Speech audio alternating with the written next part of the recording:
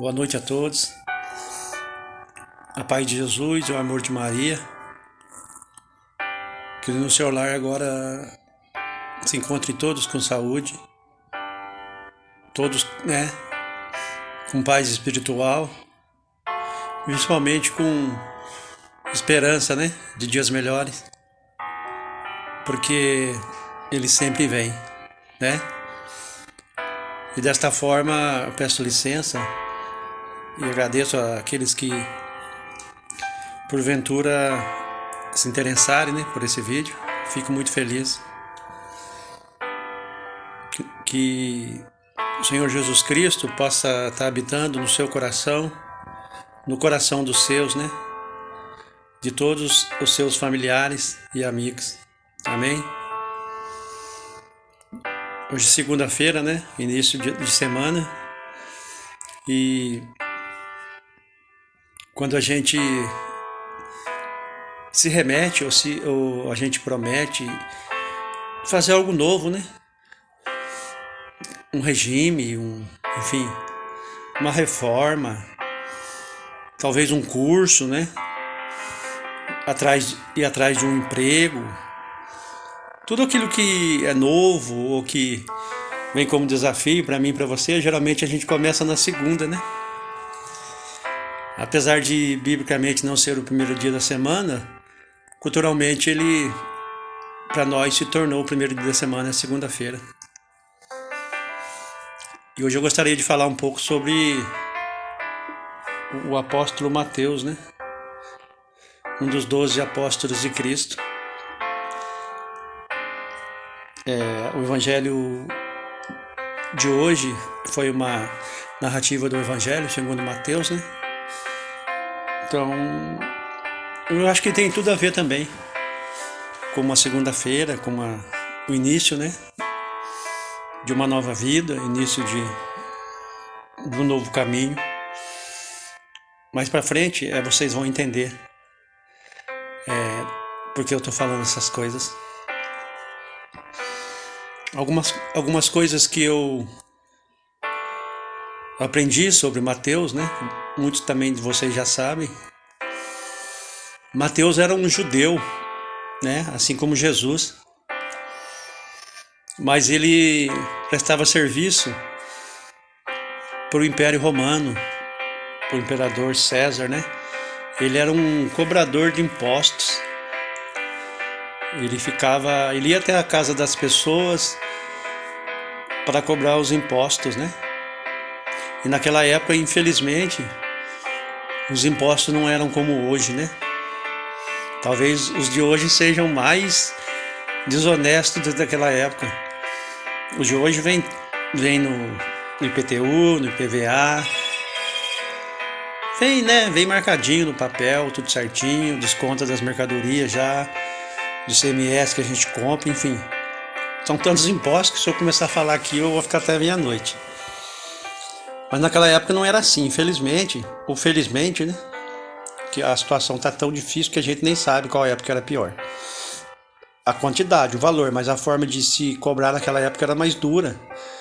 Ele ia até a casa das pessoas e cobrar os impostos, ia com a guarda, romana. Se as pessoas recusassem a pagar, infelizmente, eles tomavam, o dinheiro, algum bem, enfim, era muito mais difícil. E o Mateus, esse era o serviço dele. Ele era um cobrador de impostos,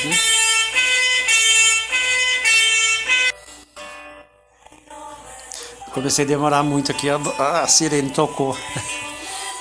Que a gente procura ser o mais breve possível, Estamos todos muito atarefados. Mas a palavra de Deus, ela é algo que nos encanta e quanto mais a gente fala, mais a gente quer falar. Então, Mateus era um cobrador de impostos. Mas ele com certeza, ele já conhecia, assim que Jesus começou, suas pregações, seus milagres. Já tinha chegado aos ouvidos de Mateus.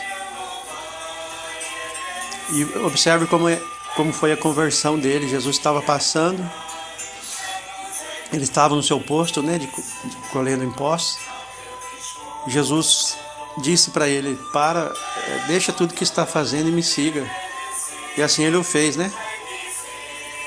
Parece até brincadeira, né? Uma pessoa que ele nunca viu, que ouviu falar e já larga tudo e vai seguir. E comparando ele com os outros apóstolos, ele tinha uma situação financeira muito boa, né? Ele ocupava o cargo de coletor de impostos e tinha uma certa, né? Tinha um certo prestígio junto ao império e uma boa casa, né? Um bom salário. Era amado por alguns, mas odiado, né? Principalmente pelos judeus, seus conterrâneos, né? Porque é deles que ele cobrava os impostos. Mas Mateus ele não pensou duas vezes quando ele recebeu o chamado de Jesus. E a Bíblia não fala, não narra, mas a gente imagina que Mateus já tinha esse sentimento no seu coração, que um dia ele ia ter uma missão realmente que tivesse importância, que a vida dele não ia passar dessa forma apenas como um cobrador de impostos. Essa não seria a única coisa que ele ia fazer durante sua vida. Tá, meu irmão? O que eu quero dizer com isso, minha irmã? O que eu quero que vocês entendam e até sintam? Que muitas vezes eu e você hoje estamos vivendo uma situação que nós não estamos felizes 100%.